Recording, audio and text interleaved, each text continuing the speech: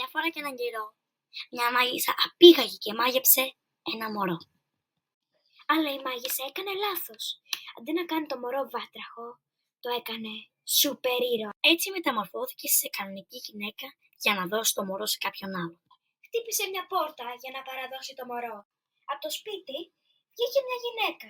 Η γυναίκα ρώτησε: «Ποια είσαι και τι κάνεις στο σπίτι μου?»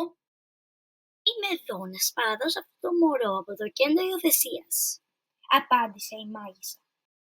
«Καλά», είπε η γυναίκα. Η γυναίκα έβαλε το μωρό μέσα στο σπίτι για να φάνε. Όμως τότε κατάλαβε πως δεν ήταν φυσιολογικό μωρό.